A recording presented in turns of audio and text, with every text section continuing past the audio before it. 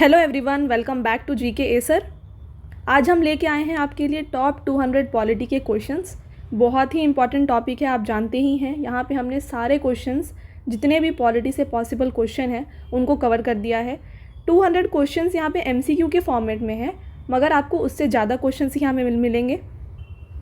तो आप मान सकते हैं कि आपको यहाँ पर सारा क्वेश्चंस कवर हो जाएगा। वीडियो अगर थोड़ी लेंदी लगे फिर भी आप पूरा देखिए, क्योंकि इसको पढ़ने के बाद आपको कुछ और एक्स्ट्रा पढ़ने की ज़रूरत ही नहीं है। मैं आपको एश्योर कर रही हूँ ये बात को, और साथ में हम इसका नोट्स भी आपको प्रोवाइड करेंगे। तो पूरे वीडियो को बिना स्किप करे देख लीजिए, आपके सारे पॉलिटी के क्वेश्चंस यहाँ पे कवर हो जाएंगे। हम हर एक क्वेश्चन को आपके लिए कवर करेंगे जो भी आपके एग्ज़ाम पॉइंट ऑफ व्यू से इंपॉर्टेंट है। तो बिना देर किए, क्योंकि बहुत सारे क्वेश्चन हैं यहाँ पे, हम वीडियो को स्टार्ट करेंगे। आपको बस बिना स्किप करे पूरा वीडियो अच्छे से देख लेना है। और आपको लास्ट में अगर कहीं भी ये वीडियो अच्छा लग रहा होगा तो प्लीज़ कमेंट करके बताइए, क्योंकि आप जब कमेंट करके बताते हैं कि आपको कैसा लगा ये वीडियो, तो हमें बहुत अच्छा लगता है कि आप हमें अपने सजेशंस बताते हैं। ठीक है, तो आपके सजेशंस हमारे लिए बहुत इंपॉर्टेंट हैं।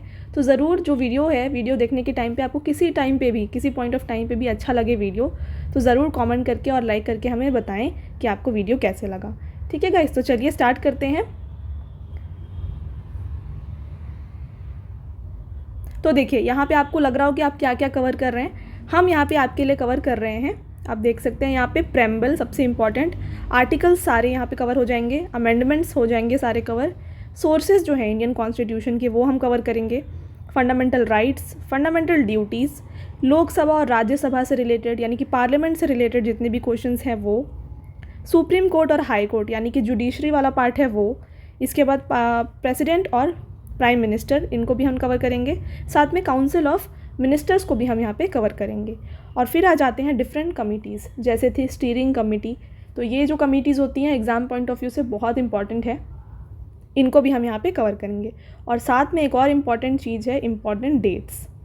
ठीक है, तो जितने भी इम्पॉर्टेंट डेट्स हैं related to constitution of India या फिर पॉलिटी, हम यहाँ पे आपको उसके लिए कवर करेंगे। ठीक है, तो चलिए स्टार्ट करते हैं वीडियो को। सारे क्वेश्चंस को जल्दी जल्दी पढ़ेंगे, क्योंकि आपको वीडियो लेंदी उतना भी नहीं होना चाहिए। ठीक है, तो देखिए पहला क्वेश्चन है आपका, the concept of nomination of member of Rajya Sabha is taken from. तो ये जो nomination of member of Rajya Sabha है, ये किसके कॉन्स्टिट्यूशन से यहाँ पे लिया गया है कि आपको बताना है। तो ये लिया गया है फ्रॉम आयरलैंड के कॉन्स्टिट्यूशन से। तो देखिए, हमने आपको पहले भी बताया है, हमने एक ब्रीफ वीडियो बनाया है सोर्सेज ऑफ कॉन्स्टिट्यूशन का, वहाँ पे हमने सारे आपको ट्रिक्स भी बताए हैं, तो आप वो वीडियो भी वॉच कर सकते हैं। एक पूरा प्लेलिस्ट है गाइस पॉलिटी से रिलेटेड, हर एक टॉपिक का आपको सेपरेट वीडियो मिलेगा वहाँ पे। उसका लिंक मैं आपको यहाँ प्रोवाइड कर दूँगी ऊपर आई बटन पे, आप वहाँ जाके चाहें तो देख सकते हैं। ठीक है, वरना आपको ये वीडियो आपके लिए इनफ है, आप बस इसे भी देख सकते हैं। बट आपको एक्स्ट्रा नॉलेज अगर गेन करनी है तो वो वीडियो भी ज़रूर देखें। तो चलिए, ये क्वेश्चन देखिए, यहाँ पे आयरलैंड है।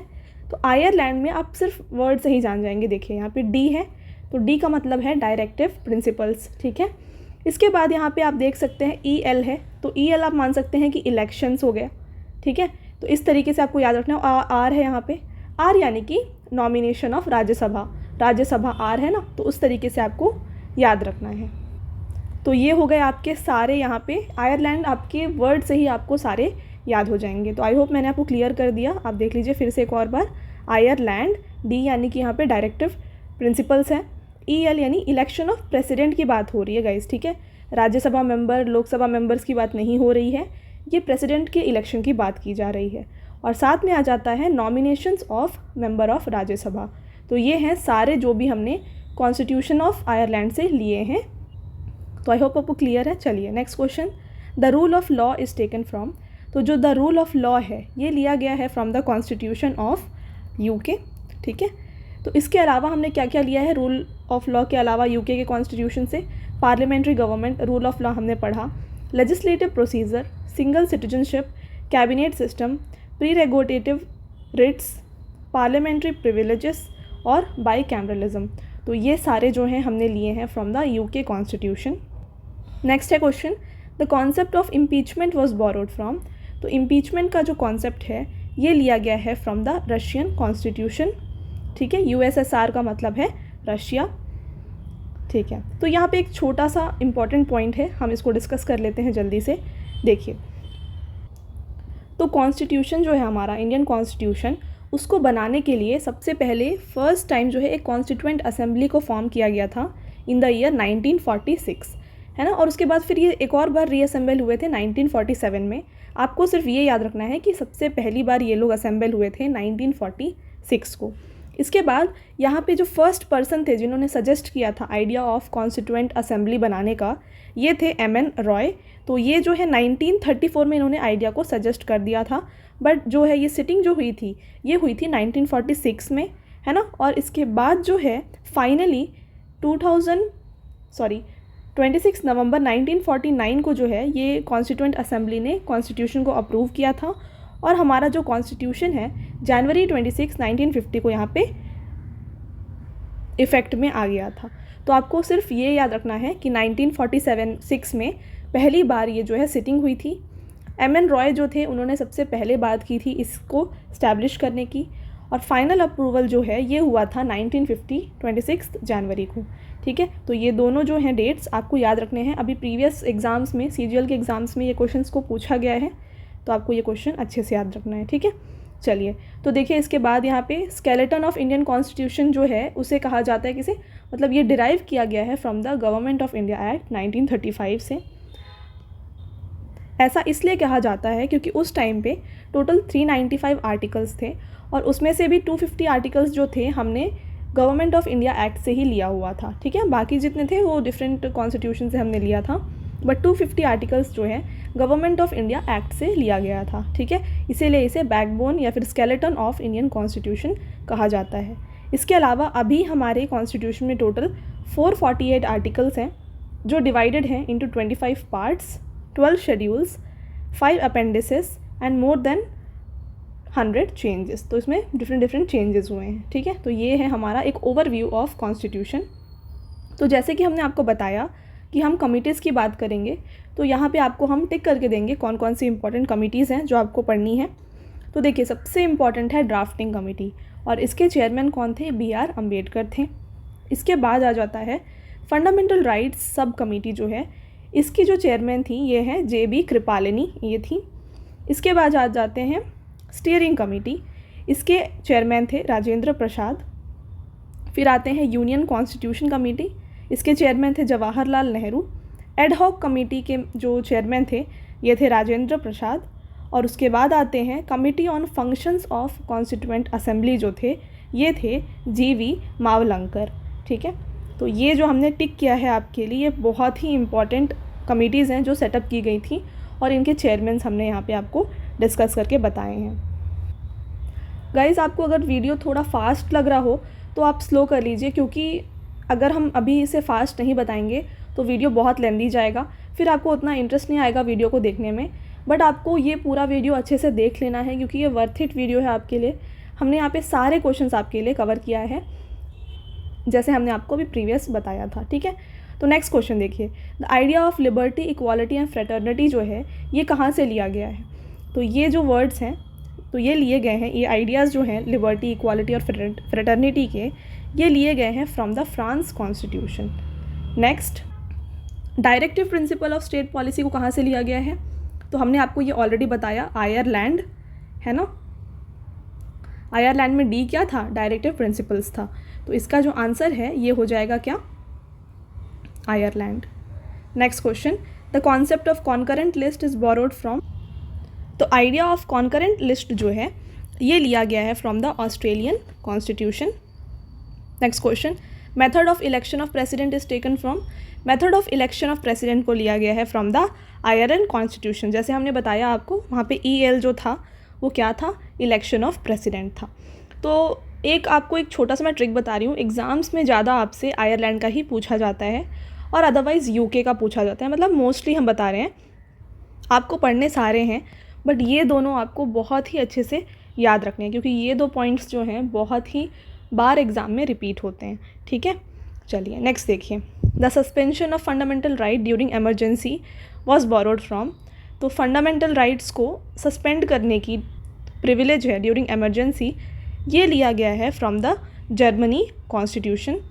तो इसको आपको कैसे याद रखना है, आप देखिए जर्मनी वर्ड, आपको कहीं पे इमरजेंसी और जर्मनी के वर्ड्स जो हैं सिमिलर लगेंगे, तो उस तरीके से आप बस इसे याद रखिए। मैं आपको बहुत छोटे छोटे ट्रिक्स बता रही हूँ ये याद रखने के लिए, आपको उसको अगर यूज़ करना है तो बिल्कुल करें, और अगर आपको नहीं लग रहा है कि आप नहीं कर पाएंगे तो आप याद ही करिएगा। मैं आपको सिर्फ एक छोटा छोटा ट्रिक बताती हूँ जिससे आपको इजीली कुछ कुछ पॉइंट एटलीस्ट ट्रिक से याद हो जाएं, ठीक है। तो एमरजेंसी वर्ड से आप डिराइव कर सकते हैं जर्मनी वर्ड को, तो इसका आंसर हो जाएगा जर्मनी। नेक्स्ट क्वेश्चन है from where fundamental duties are taken. तो फंडामेंटल ड्यूटीज़ जो है ये कहाँ से लिया गया है, ये लिया गया है फ्रॉम द USSR कॉन्स्टिट्यूशन, ठीक है। नेक्स्ट है फंडामेंटल राइट्स कहाँ से लिया गया है, फंडामेंटल राइट्स को लिया गया है from the US constitution. Next question, तो which day is observed as constitution day. तो कॉन्स्टिट्यूशन डे कब होता है ये आपको बताना है, ठीक है। तो ये होता है 26 नवंबर को। तो 26 नवंबर जो है इसे कॉन्स्टिट्यूशन डे इसलिए कहा जाता है क्योंकि ये जो है बर्थ एनिवर्सरी है BR अम्बेडकर का, जिन्हें कहा जाता है फादर और आर्किटेक्ट ऑफ इंडियन कॉन्स्टिट्यूशन, ठीक है। तो जब आप पढ़ रहे हैं पॉलिटी और उसमें मेजरली आप पढ़ रहे हैं कॉन्स्टिट्यूशन, तो आपको डेफिनेटली BR अम्बेडकर जी के बारे में पढ़ना ही है। तो ये हो जाता है बहुत ही इंपॉर्टेंट क्वेश्चन आपके एग्जाम पॉइंट ऑफ व्यू से। नेक्स्ट क्वेश्चन है in India legal sovereignty is wasted with. तो जो लीगल सॉवरेनिटी है ये किस में वेस्ट होती है ये आपको बताना है। तो ये होती है इन द कॉन्स्टिट्यूशन। नेक्स्ट है विच of the following is not a feature of Indian constitution. तो इनमें से कौन सा जो है हमारे इंडियन कॉन्स्टिट्यूशन का फीचर नहीं है ये आपको बताना है। तो देखिए हमारा जो कॉन्स्टिट्यूशन है वो सोशलिस्ट और सेक्युलर फॉर्म पे है, ये एकदम सही है। पार्लियामेंट्री फॉर्म ऑफ गवर्नमेंट है, ये भी सही है क्योंकि पार्लियामेंट है, प्रेसिडेंट होते हैं, लोकसभा होता है, राज्यसभा होता है, तो ये बिल्कुल सही है। प्रेसिडेंशियल फॉर्म ऑफ गवर्नमेंट, तो ऐसा कुछ नहीं है हमारे कंट्री में, ठीक है। तो हमारा पार्लियामेंट्री फॉर्म ऑफ गवर्नमेंट है, नॉट प्रेसिडेंशियल फॉर्म। और इसके बाद आता है फेडरल गवर्नमेंट, तो ये हमारा फेडरल गवर्नमेंट है। तो इसका जो आंसर हो जाएगा ये हो जाएगा प्रेसिडेंशियल फॉर्म ऑफ गवर्नमेंट, ठीक है। चलिए नेक्स्ट क्वेश्चन है the concept of 5-year plan in the constitution of India is borrowed from. तो कॉन्सेप्ट ऑफ 5-year प्लान जो है ये लिया गया है फ्रॉम द रशियन कॉन्स्टिट्यूशन। तो देखिए मैं आपको बताती हूँ जल्दी जल्दी आपको कौन कौन से बहुत ही अच्छे से याद रखने हैं। एक हो गया फंडामेंटल राइट, नेक्स्ट हो गया है आप इसे ऐसे लिख लीजिए फंडामेंटल ड्यूटी, फिर नेक्स्ट है प्रेम्बल, है ना, और इसके बाद आता है 5-year प्लान, DPSPs, ठीक है। DPSPs क्या है, directive principles of state policy, हम उनको आगे डिस्कस करेंगे वो क्या है। तो ये जो 5 पॉइंट्स हैं, ठीक है, तो आपको ये चारों ये पांचों जो हैं इन सब के सोर्सेस बहुत अच्छे से पता होने चाहिए, ठीक है। तो हमने सारे को अभी ऑलरेडी डिस्कस कर लिया है। तो अगर आप चाहें तो हमें कमेंट सेक्शन में आंसर करके बताएं कि आपने कितने इसमें याद रखे हैं, क्योंकि डिफरेंट एग्ज़ाम में यही 5 क्वेश्चंस ऐसे हैं जो रिपीटेडली पूछे जाते हैं, ठीक है। तो आपको ये पाँचों जो हैं अच्छे से हमें कमेंट सेक्शन में आंसर करके बताना है, ठीक है। चलिए नेक्स्ट क्वेश्चन देखिएगा the original document of constitution of India is hand written by. तो जो कॉन्स्टिट्यूशन है हमारा उसको ओरिजिनली जो है हाथ से लिखा गया है, ठीक है। तो ये किसने लिखा है ये आपको बताना है। तो देखिए ये लिखा गया है बाई प्रेम बिहारी रायजादा, ठीक है, इन्होंने लिखा था हमारे कॉन्स्टिट्यूशन को। अच्छा, तो अगर आप थोड़ा सा भी कंफ्यूज हो रहे हैं तो हम आपके लिए ले आए हैं एक पूरा टेबुलर फॉर्मेट जहाँ पे हमने सारे फीचर्स को यहाँ पे इंक्लूड कर दिया है। इसके अलावा अगर आपको एक प्रॉपर वीडियो चाहिए तो हमने ऑलरेडी जैसे बताया अपलोड किया हुआ है चैनल में, आप यहाँ पे हम उसको लिंक देंगे, आप वहाँ जाके ज़रूर जो है इस वीडियो को देख लें, ठीक है। तो आप जस्ट इसे पढ़ लीजिएगा गाइज़, अभी हम इसे पूरा डिस्कस नहीं करेंगे क्योंकि फिर वीडियो बहुत ज़्यादा लेंदी होने लगेगा। तो हमने जो जो इम्पोर्टेंट थे सबको वहाँ पे डिस्कस कर लिया है, ठीक है। चलिए तो हम नेक्स्ट देखते हैं। अब थोड़ा हम प्रेम्बल के क्वेश्चंस को करेंगे। तो जस्ट एक ब्रीफ व्यू के लिए हमने ये यहाँ पे रखा है, जस्ट आप इसे एक बार रीड करिएगा। तो देखिए प्रेम्बल से रिलेटेड 2 बहुत ही इंपॉर्टेंट केसेस हैं जो आपको पता होने चाहिए क्योंकि ये questions match the following format में पूछे जाते हैं, ठीक है। तो एक है बेरूबरी केस और एक है यहाँ पे केशव नंद भारती केस, ठीक है। तो जो बेरूबरी केस था, ठीक है, इसमें कहा गया था कि जो प्रेम्बल है हमारे कॉन्स्टिट्यूशन का पार्ट नहीं है, ठीक है। बट लेटर ऑन 1976 में इसे बाय केशव नंदा भारती केस जो है ये प्रूव किया गया था, एक्सेप्ट किया गया था कि जो प्रेम्बल है हमारे कॉन्स्टिट्यूशन का पार्ट है। तो आपको ये दोनों जो है बहुत अच्छे से याद रखना है। मैच द फॉलोइंग में ये क्वेश्चन आपसे पूछा जाता है, ठीक है। तो ये जो 1976 का 42nd अमेंडमेंट था, उस टाइम पे प्रेम्बल को हमारा कॉन्स्टिट्यूशन का पार्ट माना गया था। तो आपको ये दोनों जो है अच्छे से याद रखना है। इनिशियली प्रेम्बल को हमारे कॉन्स्टिट्यूशन का पार्ट नहीं माना गया था, लेटर ऑन इस अमेंडमेंट के बाद इसे हमारे कॉन्स्टिट्यूशन का पार्ट माना गया था। तो इसे आप याद रखिएगा। चलिए, तो नेक्स्ट देखिए, the preamble of constitution was prepared by. तो प्रेम्बल को किसने बनाया था? तो ये बनाया गया था बाई जवाहरलाल नेहरू, ठीक है। कॉन्स्टिट्यूशन जो थे, father of constitution, Indian constitution है BR अम्बेडकर। प्रेम्बल को जो बनाया है वो बनाए गए हैं by Jawaharlal Nehru. Next question, who describe the preamble of constitution as identity card of constitution. तो आइडेंटिटी कार्ड ऑफ कॉन्स्टिट्यूशन कहा गया था प्रेम्बल को बाई NA पलखी वाला के द्वारा। इसके अलावा horoscope of sovereign democratic Republic कहा गया था बाई KM मुंशी के द्वारा, ठीक है। चलिए, अगला क्वेश्चन है आपका, what was the exact constitutional position of Indian republic when the constitution was brought into force with effect from January 26, 1950। तो आपको यहाँ पे बताना है कि प्रेम्बल में इनिशियली क्या लिखा हुआ था और कुछ वर्ड्स जो है लेटर ऐड किए गए थे, हम उनको आगे पढ़ेंगे। तो सबसे पहले जो है प्रेम्बल में क्या क्या वर्ड थे ये आपको बताने हैं। तो यहाँ पे इनिशियली जो है सिर्फ सोवेरेन, डेमोक्रेटिक और रिपब्लिक वर्ड था इन द प्रेम्बल। सोशलिस्ट और सेक्युलर वर्ड जो है लेटर ऐड किया गया है। आगे क्वेश्चन आएगा, वहाँ पे हम क्लियर करेंगे इसे। नेक्स्ट है, the source of India sovereignty lies in. तो इंडिया की जो सॉवरेनिटी है ये लाई करती है in the people of India. Next है, the preamble of constitution was amended in. तो अभी हमने बताया 42nd अमेंडमेंट 1976 से इसे अमेंड किया गया था, तो इसका आंसर हो जाएगा 1976। Next question, which country introduce preamble for the first time. तो प्रेम्बल सबसे पहले किसने यहाँ पे इंट्रोड्यूस किया था ये आपको बताना है। तो ये USA के द्वारा सबसे पहले प्रेम्बल को इंट्रोड्यूस करा गया था, ठीक है।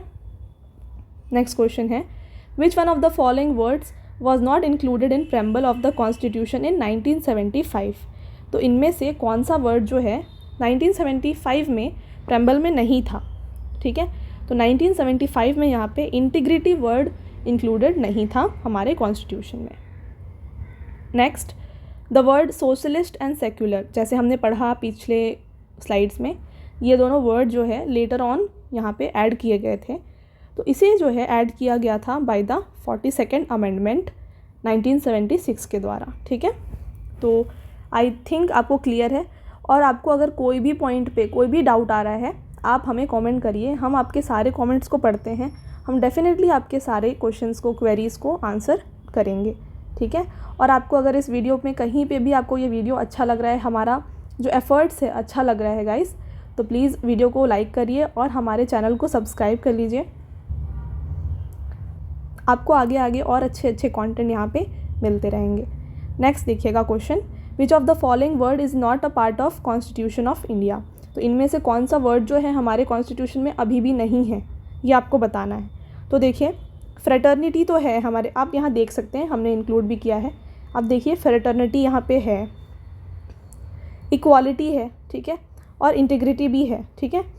तो ये सारे वर्ड्स जो हैं यहाँ पे इंक्लूडेड हैं, ठीक है। तो पब्लिक वेलफेयर जो है यहाँ पे नहीं है, तो इसका आंसर हो जाएगा पब्लिक वेलफेयर, ठीक है। तो अब आते हैं हमारे पार्ट्स ऑफ इंडियन कॉन्स्टिट्यूशन की तरफ। तो हमारे टोटल यहाँ पे 26 पार्ट्स हैं। हमने आपको एक छोटा सा ट्रिक दिया है यहाँ पे याद करने का। You can fly directly from US UP, meet Shyam Ram, fruit taste sweet to eat, so only eat Maggi as tasty snack. आपको इस तरीके से यहाँ पे याद रखना है, ठीक है। ये जो है एग्ज़ाम में बहुत पूछे जाते हैं। अभी CGL के एग्ज़ाम में बहुत बार जो है हम यहाँ पे टिक करके बताते हैं आपको कौन कौन से ज़्यादा पूछे गए थे इस बार के एग्ज़ाम्स में। Directive principles, fundamental rights, fundamental duties, panchayat बहुत पूछा जाता है।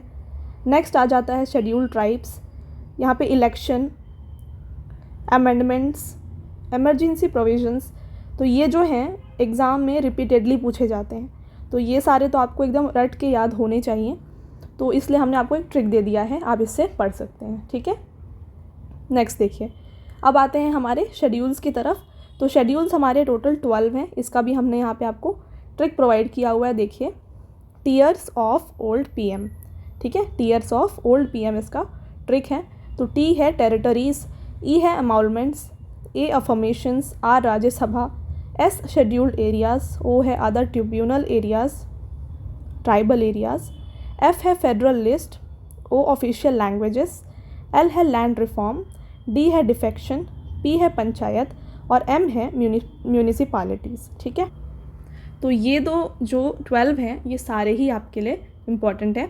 फिर भी जो रिपीटेड हैं हम उनको ज़रूर बताएंगे आपको। देखिए, यहाँ पे ज़्यादातर जो है पूछा जाता है आपसे शेड्यूल्ड एरिया के बारे में, फेडरल लिस्ट के बारे में, डिफेक्शन, पंचायत और म्यूनिसिपल तो है, बहुत बार रिपीट होता है।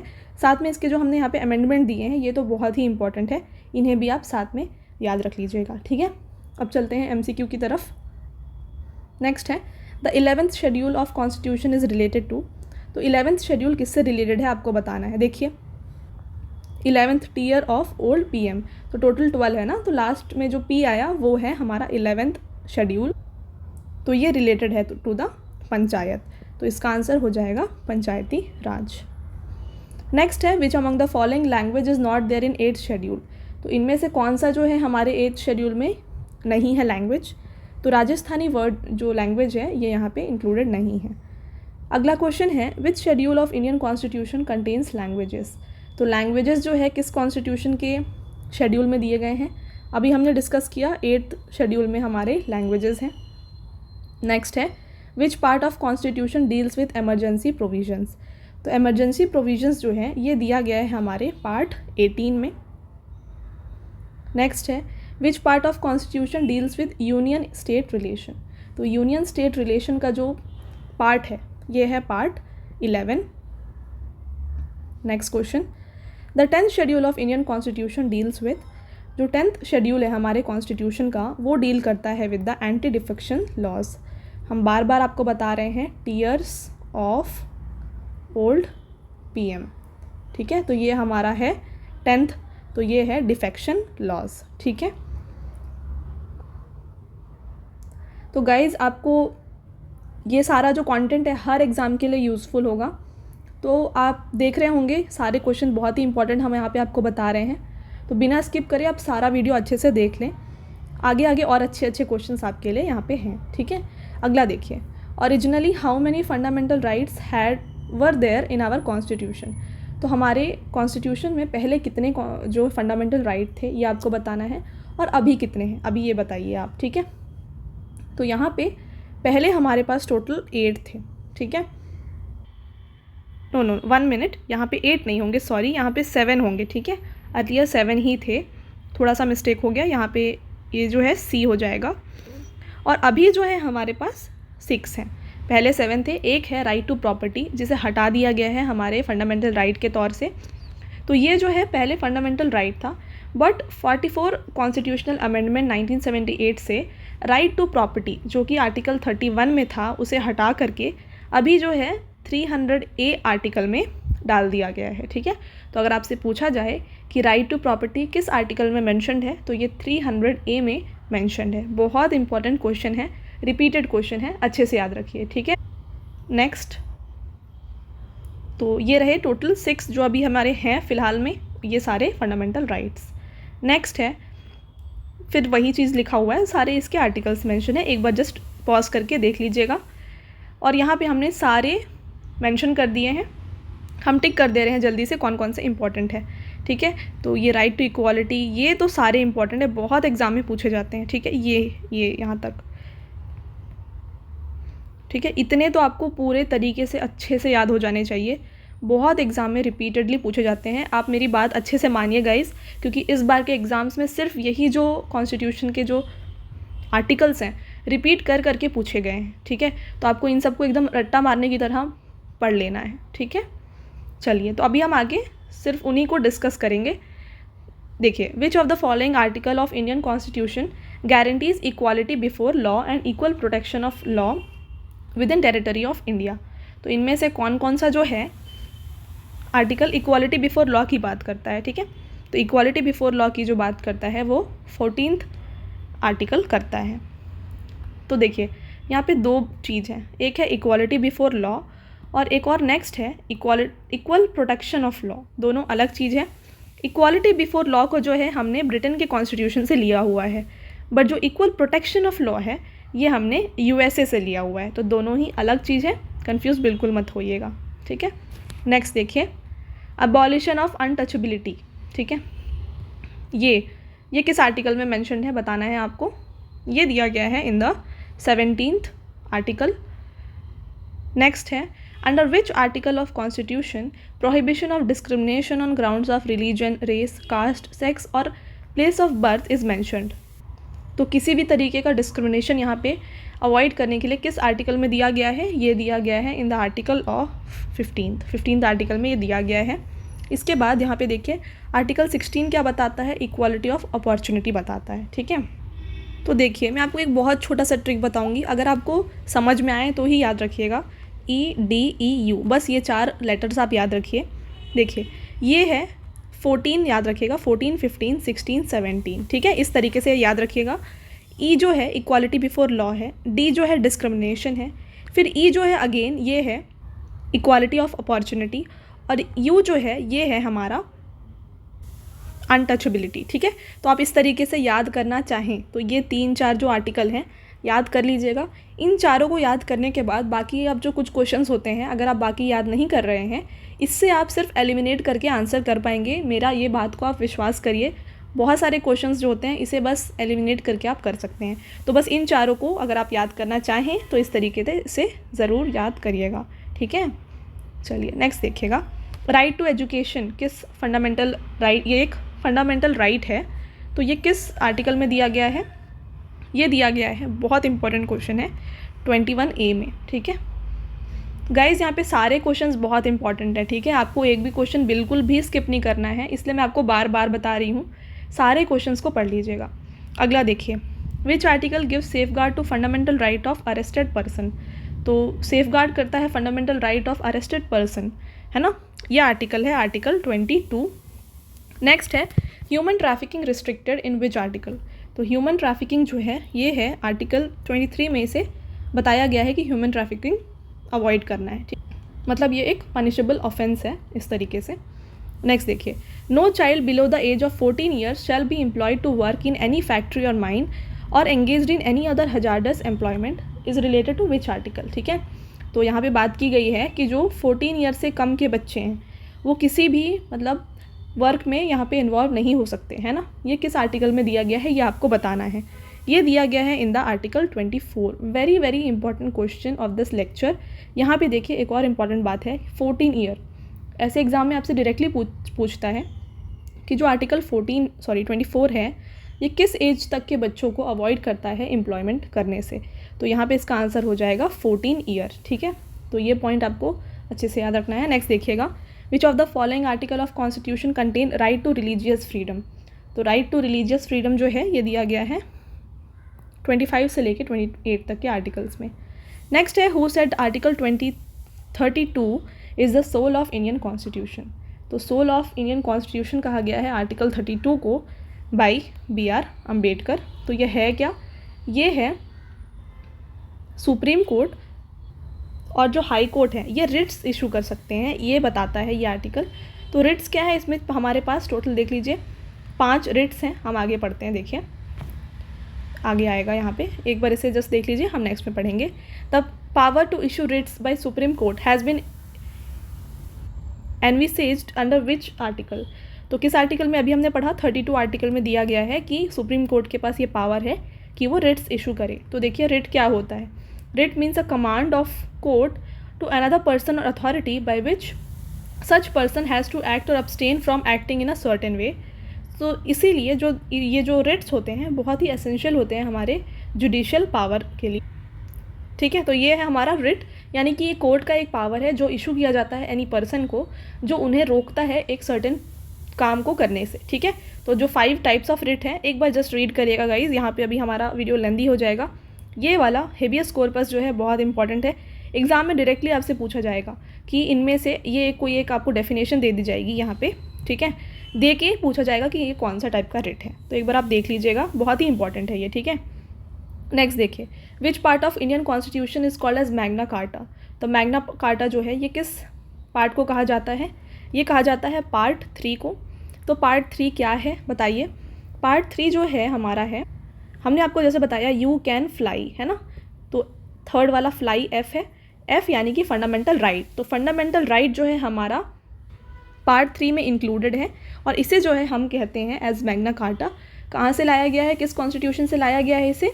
ये लाया गया है from the USA constitution. Next देखिए, right to property was removed from the list of fundamental right during the rule of. तो ये किस कमेटी के द्वारा इसे हटाया गया है, राइट टू प्रॉपर्टी, ये आपको बताना है। तो ये मोरारजी देसाई कमेटी के द्वारा हटाया गया है। Very very important question. Next है, under which article of constitution reservation in admission to educational institution including private and unaided to OBCs ST and SC is made. तो किस आर्टिकल के अंदर बताया गया है कि इनका जो एसटी एससीज और ओबीसीज हैं उनका जो एडमिशन्स होता है, रिजर्वेशन है ये जस्ट, है ना। तो ये दिया गया है इन द आर्टिकल 15(5).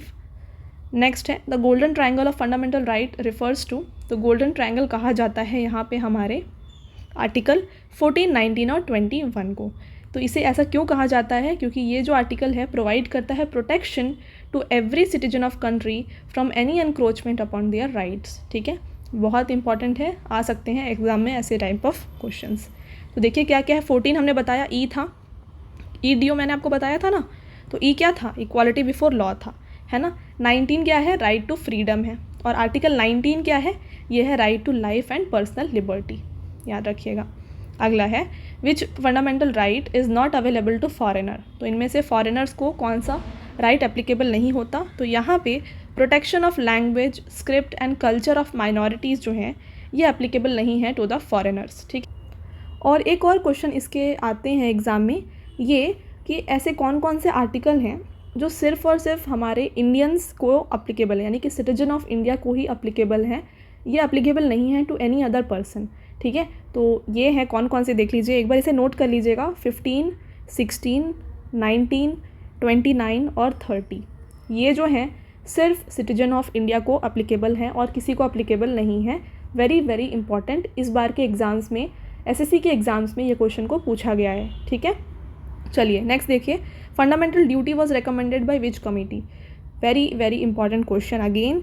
तो ये जो है सरदार स्वरण सिंह कमेटी के द्वारा फंडामेंटल ड्यूटीज़ को यहाँ पे रिकमेंड किया गया था। Next question, which of the following country does not have fundamental duty in their constitution. तो इनमें से किसके पास अपना खुद का फंडामेंटल ड्यूटी है ही नहीं? तो ये जो है हमारा जर्मनी के कॉन्स्टिट्यूशन में कोई भी फंडामेंटल ड्यूटी नहीं है। नेक्स्ट है, the preamble of constitution is prepared by. हमने ये पढ़ लिया ऑलरेडी, है ना, जवाहरलाल नेहरू ने इसे प्रिपेयर किया था। नेक्स्ट देखिए, fundamental duties are in which part of Indian constitution. तो फंडामेंटल ड्यूटी किस में है? देखिए हमने क्या बताया आपको, you can fly directly from, है ना। तो इस तरीके से आपने पढ़ा था। तो यहाँ पे 1, 2, 3, 4 और 4A है, ठीक है। ये तो फंडामेंटल राइट है, ये जो है फंडामेंटल ड्यूटी है, ठीक है। तो ये आता है under 4A of constitution. Next, fundamental duties were added by which constitutional amendment act. तो किस अमेंडमेंट से डाला गया है इसे? ये डाला गया है 42nd अमेंडमेंट एक्ट से। तो आपको लग रहा होगा कि मैं सारे क्वेश्चन ही आपको यहाँ पे इंपॉर्टेंट बता रही हूँ। ये सारे क्वेश्चन ही गाइज आपके लिए इंपॉर्टेंट हैं, ठीक है। इसीलिए ये टॉप 200 क्वेश्चन हैं, क्योंकि ये सारे क्वेश्चन बहुत बार ऐसे रिपीट हो रहे हैं और आगे भी होंगे, ठीक है। तो आपको इन सब को ऐसे अच्छे से याद रख लेना है। तो जहाँ जहाँ पे आपको ट्रिक है मैं बता रही हूँ, अदरवाइज़ आपको नॉर्मली उसे पढ़ना ही पड़ेगा, ठीक है। चलिए अगला देखिए, how many fundamental duties were suggested by Swaran Singh committee. तो स्वरण सिंह कमेटी ने कितने फंडामेंटल ड्यूटी को यहाँ पे सजेस्ट किया था? तो इन्होंने टोटल यहाँ पे 8 इन्होंने सजेस्ट किया था, ठीक है। अभी फ़िलहाल हमारे पास 11 है, बट उस टाइम पे इन्होंने 8 ही सजेस्ट किए। नेक्स्ट है, how many fundamental duty were added by 42nd amendment act. तो 42nd अमेंडमेंट में कितने फंडामेंटल ड्यूटी को ऐड किया गया था? यहाँ पे टोटल 10 फंडामेंटल ड्यूटीज़ को ऐड किया गया था। एक और जो बचा वो आगे हम बताएंगे कहाँ पे ऐड हुआ था, ठीक है। देखिए, which of the following is not a fundamental duty. तो इनमें से कौन सा एक फंडामेंटल ड्यूटी नहीं है, ये आपको बताना है। तो यहाँ पे स्टैब्लिश द कॉर्पोरेट सोसाइटी जो है एक फंडामेंटल ड्यूटी नहीं है जो आर्टिकल 51 में है। तो यहाँ पे आप देखिए फंडामेंटल ड्यूटी जो है हमारे आर्टिकल 51A में मेंशन किया गया है। बताइए 21A कहाँ क्या है? ठीक है, 51A और 21A इन दोनों को तो आपको रट के पढ़ लेना है। ठीक है, तो 21A क्या है आप कमेंट सेक्शन में हमें बताएंगे। चलिए नेक्स्ट देखिएगा, how many fundamental duties are there in constitution now. अभी कितने हैं बताइए, ऑलरेडी मैंने 11 है टोटल अभी। ठीक है, अगला देखिए, which of the following fundamental duty was added by 86th constitutional amendment 2002। तो जैसे मैंने आपको बताया पहले सरदार स्वर्ण सिंह कमेटी ने यहाँ पे 8 फंडामेंटल ड्यूटीज़ को रिकमेंड किया, बट 42nd अमेंडमेंट आने तक जो है यहाँ पे 10 यहाँ पे ऐड किए गए थे और एक और जो बचा है ना, तो टोटल कितने हैं अभी हमारे पास 11 हैं। तो जो 11th वाला ये ड्यूटी था फंडामेंटल ड्यूटी, इसको ऐड किया गया था by 86th constitutional amendment act 2002। तो ये आपको याद रखना है। तो ये क्या था? ये था duty to provide opportunity to education to the child, 6 to 14 years के चाइल्ड को एजुकेशन प्रोवाइड करना, ये है हमारा फंडामेंटल ड्यूटी। कौन सा? 11th number. तो ये अगेन आपको 6 to 14 ईयर्स, ये जो देख रहे हैं आप एज है ना, एज ग्रुप, इसे आपको याद रखना है। एग्जाम में आपसे डायरेक्टली 6 to 14 ही पूछेगा। आई होप आपको क्लियर है। तो आपको वीडियो अच्छा लग रहा होगा, मैं ऐसा होप कर रही हूँ गाइस। तो हमें ज़रूर कमेंट सेक्शन में कमेंट करके बताइएगा। मैं आपको इतने बार बोल रही हूँ, तो एक बार ट्राई करिएगा कि कमेंट सेक्शन में हमें आप कमेंट करके बताएं कि कैसा लगा आपको ये वीडियो। ठीक है, नेक्स्ट देखिए, the fundamental duties are confined to. तो फंडामेंटल ड्यूटीज़ जो हैं ये किस किस को एप्लीकेबल है? तो क्या ये फॉरेनर्स को भी एप्लीकेबल हैं, ये आपको बताना है। तो नहीं, ये सिर्फ हमारे सिटीजन्स को एप्लीकेबल है। चलिए अगला है, तो ये फंडामेंटल ड्यूटी किस आर्टिकल में है मैंने आपको बताया ऑलरेडी, 51A में है। 21A में क्या है ये आपको मैंने बताया कमेंट सेक्शन में बताने। नेक्स्ट है, directive principle of state policy come under which part. तो डायरेक्टिव प्रिंसिपल किस में है? ये है अंडर पार्ट 4।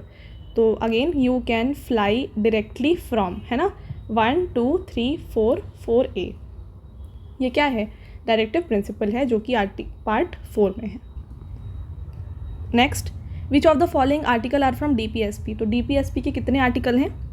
यहाँ पे टोटल 36 से लेके 51 के जितने भी आर्टिकल हैं वो DPSP हैं। तो गाइज़ आपको DPSP का एक पूरा एलॉबरेट वीडियो मिल जाएगा, हम यहाँ पे लिंक प्रोवाइड करेंगे, उसका जाके ज़रूर देखिएगा। वहाँ पे हम क्या होता है DPSP, वो क्यों है, कहाँ से लाया गया है, किस कॉन्स्टिट्यूशन से लाया गया है, हमने सब कुछ वहाँ पे मेंशन किया है। तो आप वो वीडियो यहाँ पे देख सकते हैं। क्योंकि इस वीडियो का भी हम लेंदी नहीं करना चाहते, तो आप ज़रूर जाके वो वीडियो देख लीजिएगा।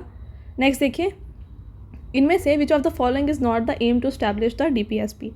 तो DPSP जो है उसको यहाँ पे स्टैब्लिश करने के कुछ एम्स थे। तो इनमें से कौन सा एक एम ऐसा है ही नहीं जो उसको स्टैब्लिश करने को था, ये आपको बताना है।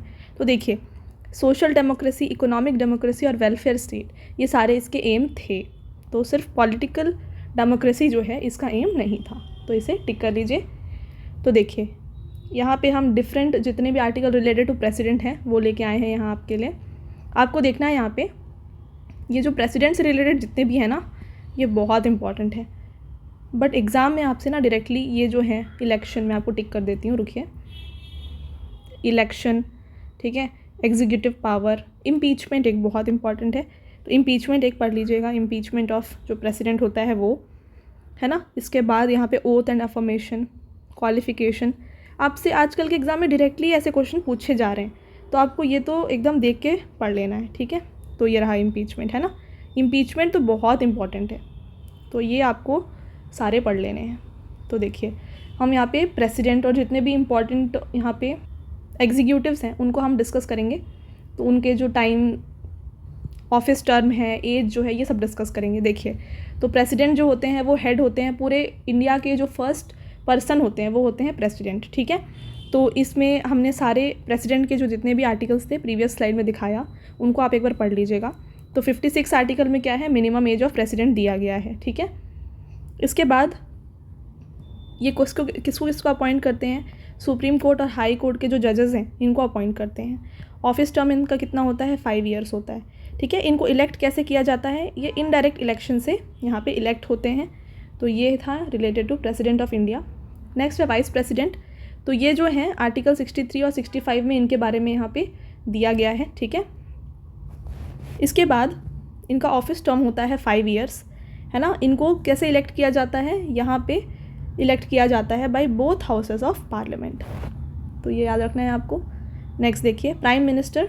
तो प्राइम मिनिस्टर जो हैं वो बनते हैं जिनका 25 से ईयर एज जो है ज़्यादा होना चाहिए अगर वो लोकसभा के मेंबर हैं, और 30 ईयर से ज़्यादा होना चाहिए अगर वो राज्यसभा के मेंबर हैं। तो ये कौन होते हैं, ये हेड ऑफ एग्जीक्यूटिव ब्रांच होते हैं, ठीक है। तो एग्जीक्यूटिव ब्रांच के हेड हैं प्राइम मिनिस्टर।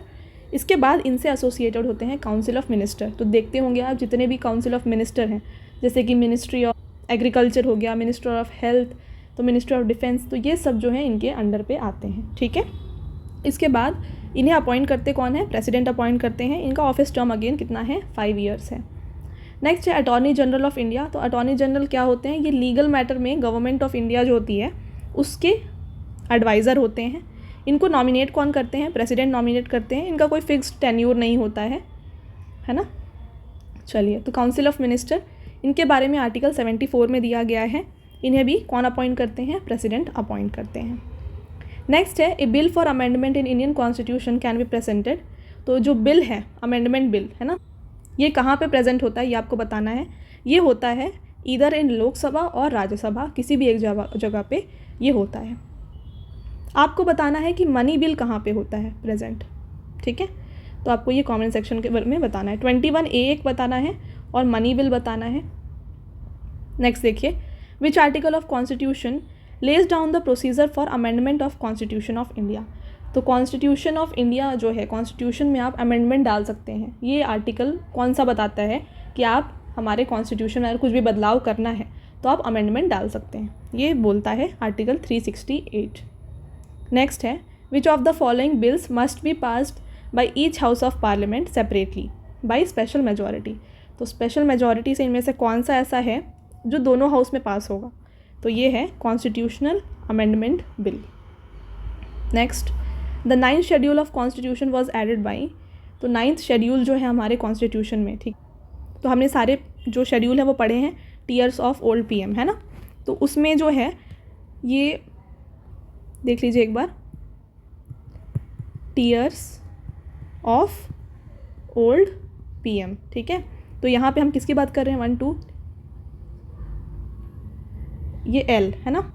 तो ये बात करता है लैंड रिफॉर्म्स के बारे में, और इसे जो है ऐड किया गया है बाई फर्स्ट अमेंडमेंट, ठीक है। नेक्स्ट देखिए, right to education.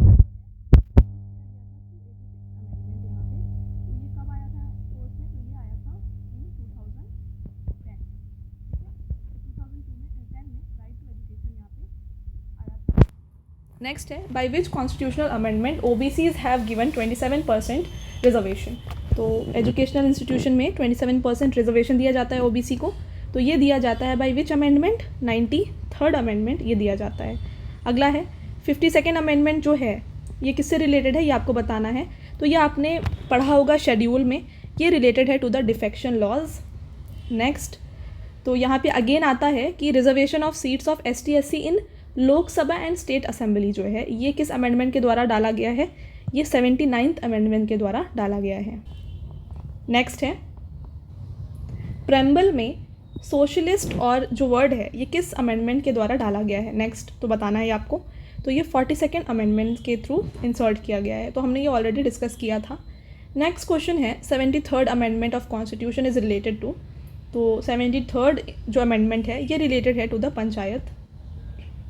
Next, which constitutional amendment reduce the voting rights from 21 to 18। तो अर्लियर 21 ईयर्स पे आप वोट करते थे, बट आप 18 ईयर्स पे वोट कर सकते हैं। तो ये अमेंडमेंट थी कौन सी, 61st amendment. Next question, which of the following amendment was pass during emergency. तो एमरजेंसी के टाइम पे यहाँ पे 42nd अमेंडमेंट को पास किया गया था। 101 जो अमेंडमेंट है ये रिलेटेड है to the goods and service tax. Very important question, बहुत रिपीट होता है ये क्वेश्चन आपके एग्जाम्स में।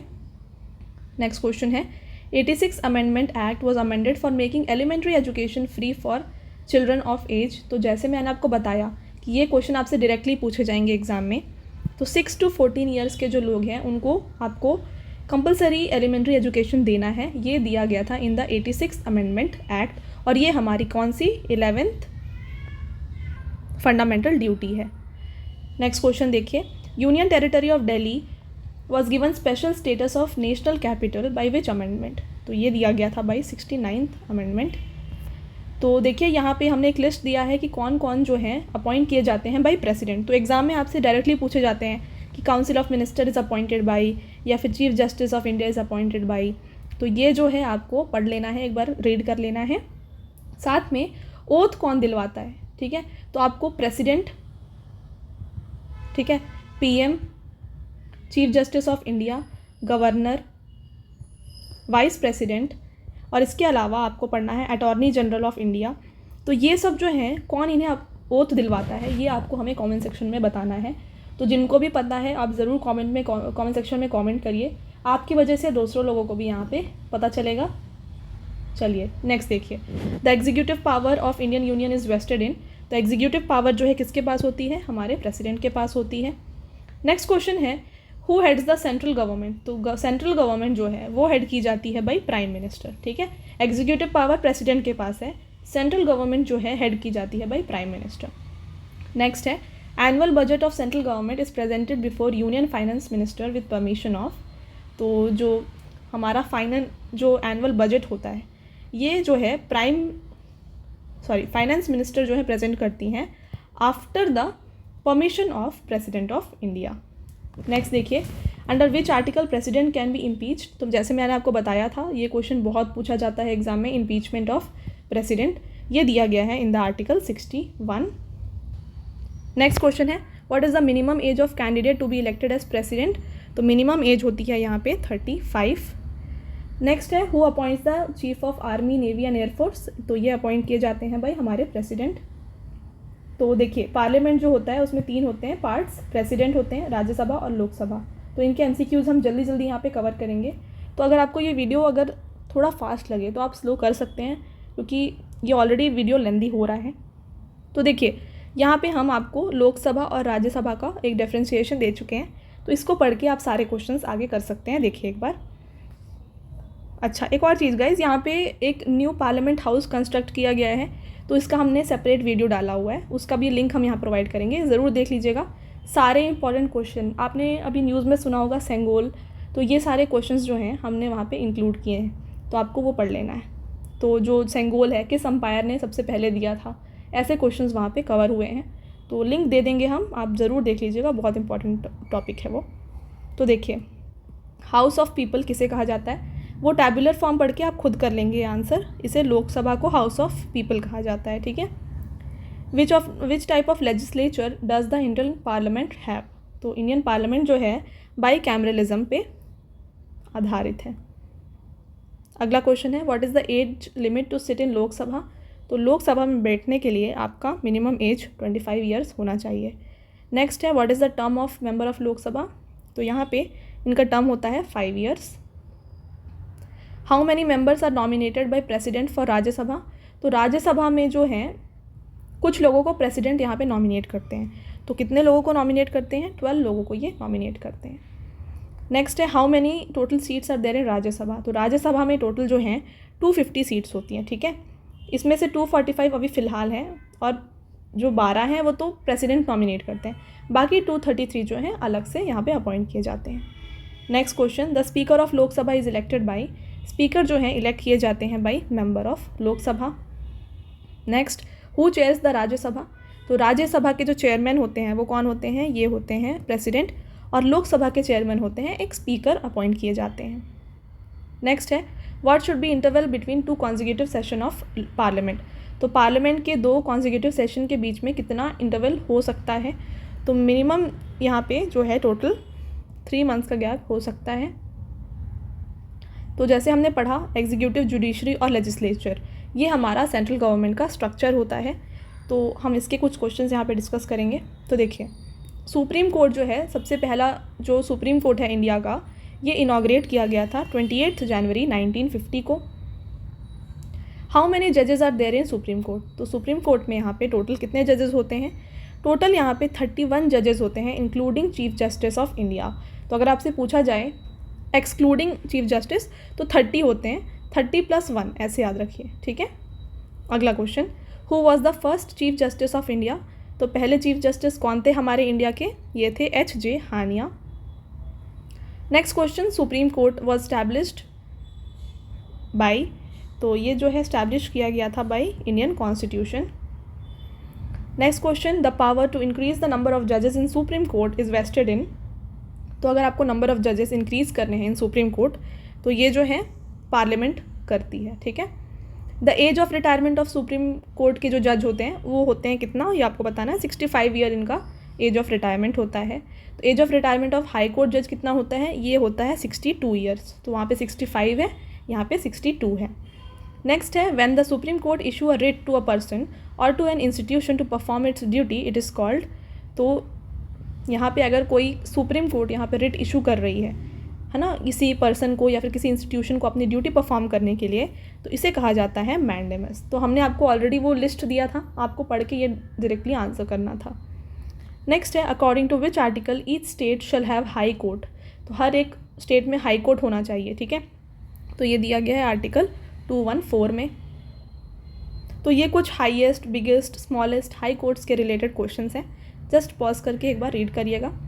नेक्स्ट है, who is the longest serving chief minister of India, तो ये हैं ज्योति बासु।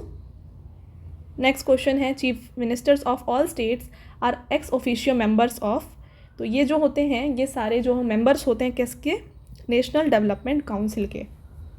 अच्छा, ये तब की बात है जब हमारा 5 ईयर प्लान चलता था, अभी तो फिलहाल नीति आयोग है, तो नीति आयोग में भी चीफ मिनिस्टर जो हैं ये मेंशन होते हैं, ठीक है। नेक्स्ट है, the question of disqualification of member of state legislature shall be decided by, तो इनका डिसक्वालिफिकेशन स्टेट लेजिस्लेचर के जो मेंबर्स होते हैं है ना, उनको जो है कौन करते हैं, ये किया जाता है बाय गवर्नर, ठीक है। Next question, the state of Jammu Kashmir was accorded special status under, तो जम्मू कश्मीर को एक स्पेशल स्टेटस दिया गया है अंडर आर्टिकल 370। नेक्स्ट है, विच article of constitution provides for a governor, मतलब हर एक स्टेट में गवर्नर होना चाहिए, ये किस कॉन्स्टिट्यूशन के आर्टिकल में दिया गया है, ये दिया गया है आर्टिकल 153 में, इंपॉर्टेंट है, टिक कर लीजिएगा। The oath of office is administrated by two the governor, तो इनमें से कौन जो है अपना ओथ गवर्नर को एडमिनिस्टर करते हैं, तो चीफ जस्टिस जो हैं अपना ओथ यहाँ पे एडमिनिस्टर करते हैं।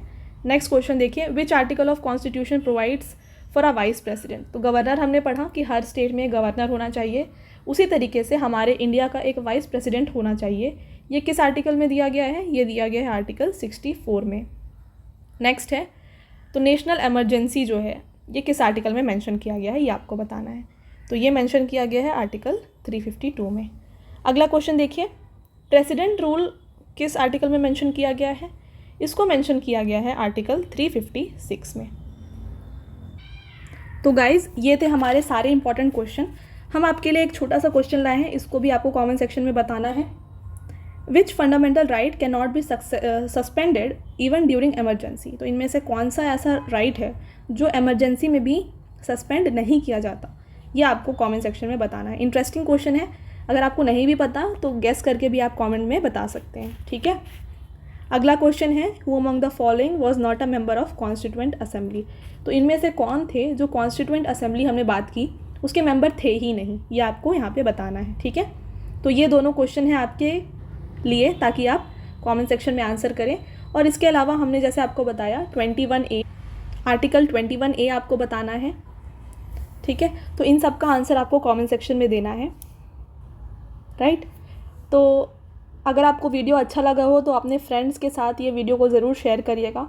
वीडियो पसंद आई होगी तो वीडियो को लाइक करिएगा, और कोई भी अगर आपके ओपिनियंस हैं तो आप कमेंट सेक्शन में हमारे साथ ज़रूर शेयर करिए, क्योंकि आपके जो सजेशंस हैं हमारे लिए बहुत ही इंपॉर्टेंट है। तो डेफिनेटली अगर कोई भी टॉपिक के ऊपर आपको वीडियो चाहिए तो ये कुछ भी हो आप हमें कमेंट सेक्शन में ज़रूर बताएं, ठीक है। तो आज के लिए इतना ही, वीडियो को यहाँ पे एंड करते हैं। अगला वीडियो आपको नेक्स्ट और एक इम्पॉर्टेंट टॉपिक के साथ हम यहाँ पे आएंगे, ठीक है। Thank you, have a nice day.